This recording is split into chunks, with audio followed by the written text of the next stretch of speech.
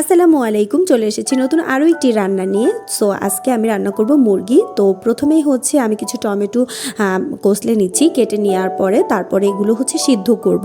তো এখানে আপনারা লবণ, মরিচ এবং হচ্ছে হলুদ, তেলও দিয়ে সেদ্ধ করতে পারেন। যেহেতু আমি জাস্ট মুরগির জন্য করছি তাই আমি এত কিছু ইউজ করি নাই। নর্মালি হচ্ছে আমি এটা সিদ্ধ করে নিচ্ছি।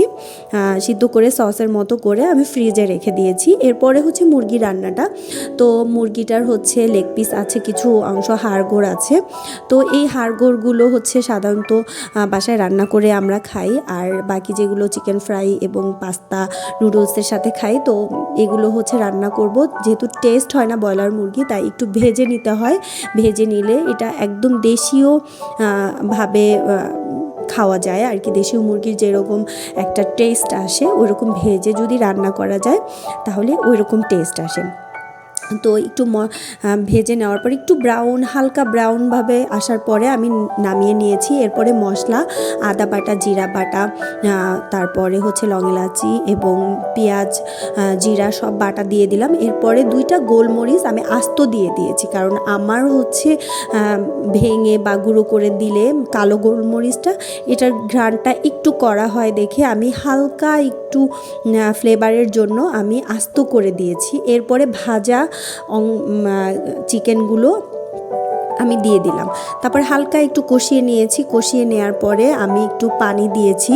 যেই মশলাটা যে বাটিতে ছিল ওই বাটি পানি নিয়ে আমি দিয়ে দিলাম। তারপরে হচ্ছে কষিয়ে নিচ্ছি। কষানোর পরে আমি আলু দিয়ে দিব।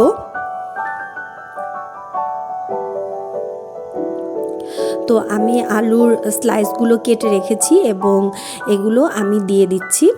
দিয়ে দেওয়ার পরে আমি আরেকটু ভেজে নিব, একটু কড়া আছে, আরেকটু ভেজে নিব। ভেজে নেওয়ার পরে আমি পানি দিয়ে দিব। এর মাঝখানে হচ্ছে আমি সেই ফ্রিজে রেখে দিয়েছিলাম টমেটো। তো এই টমেটোর সসটা আমি দিয়ে দিয়েছি। এটা এখনও আইস আছে, তো আমি এভাবেই দিয়ে দিয়েছি। তো রান্নার সাথে সাথে এটা গলে গিয়েছে। গলে যাওয়ার পরে হচ্ছে আমি খুব সুন্দরভাবে জাল দিয়ে দিয়েছি। আমি দুধ রেখেছি, গরুর দুধ। তো আপনারা চাইলে পাউডার দুধ বা লিকুইড যে কোনো দুধ ইউজ করতে পারবেন। তো আমার বাসায় নর্মাল গরুর দুধ সবসময় থাকে। তো গরুর দুধ রেখেছি। এর মধ্যে একটু কর্নফ্লাওয়ার দিয়ে দিলাম।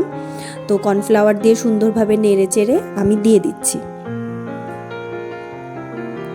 তো তারপরে জাল করার পরে খুব ভালোভাবে সিদ্ধ হবে। জাল করার পরে খুব সুন্দর একটা স্মেল চলে আসবে। তারপরে রান্না শেষ হয়ে গেলে আমি নামিয়ে ফেলবো। তো আমার ভিডিওটা যদি সত্যি আপনাদের কারো ভালো লেগে থাকে তাহলে অবশ্যই লাইক, কমেন্ট এবং শেয়ার করবেন। আসসালামু আলাইকুম।